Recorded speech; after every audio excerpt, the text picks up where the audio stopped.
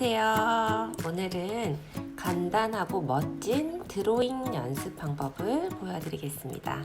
이 방법은 여러분의 두뇌 훈련에도 좋고 드로잉 실력도 키워줍니다. 화면에 있는 글자들을 한번 읽어볼까요?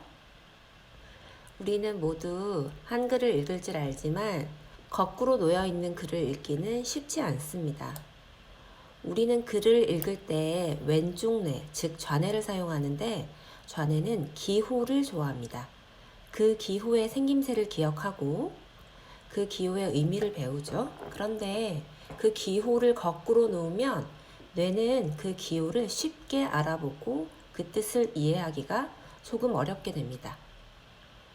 이렇게 종이를 거꾸로 놓으면 어때요?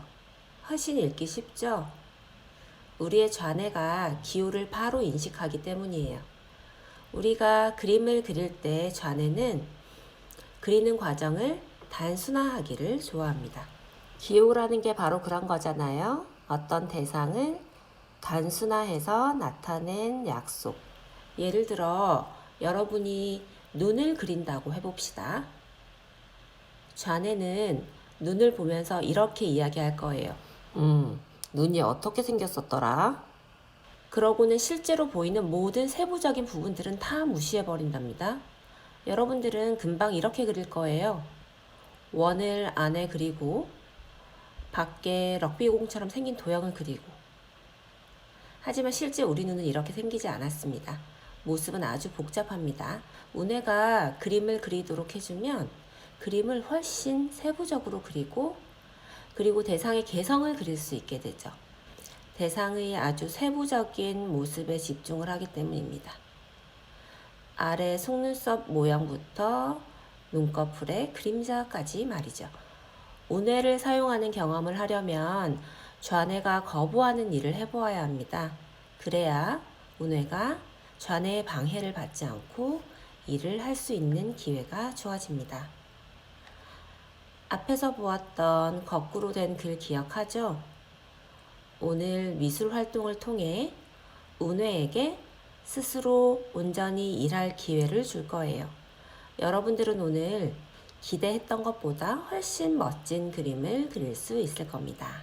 오늘 준비물은 종이와 연필 그리고 이 드로잉 한 점입니다.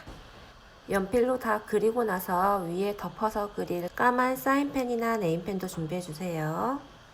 프린터가 없으면 휴대폰이나 컴퓨터 화면을 보고 그려도 좋습니다. 시작합니다.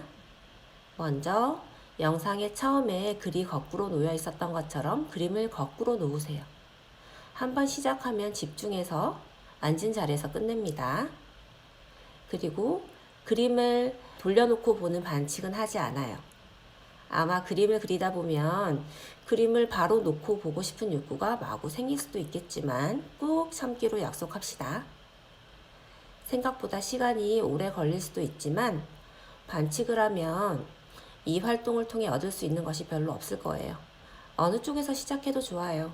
선생님은 발 아래부터 시작하지만 머리에서 시작할 수도 있고 팔꿈치에서 시작할 수도 있고 의자부터 그려도 좋아요. 하지만 그림의 바깥쪽, 즉 종이의 테두리 부분부터 다 그려놓고 안쪽을 채우는 것은 좋지 않아요. 그렇게 하면 초반에 잘못 그려놓았을 때 나머지 부분들을 안쪽에 제대로 채울 수가 없어요.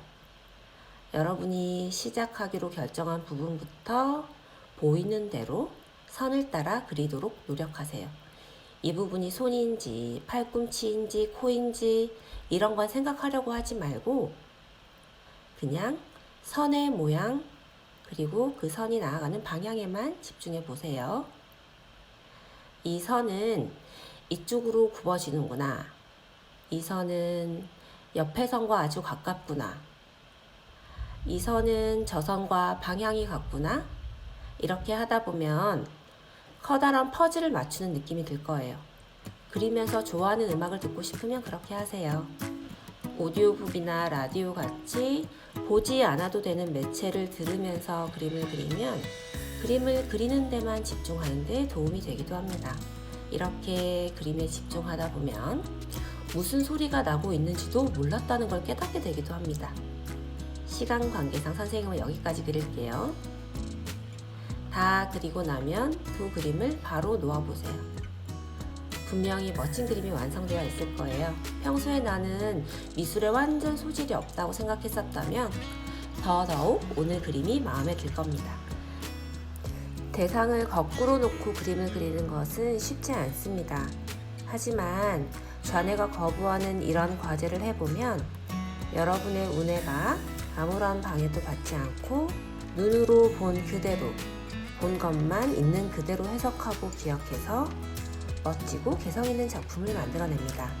좌뇌는 자꾸 이 부분이 무엇인지 어느 부분인지 이름을 붙이려고 하고 간단하게 그리려고 해요.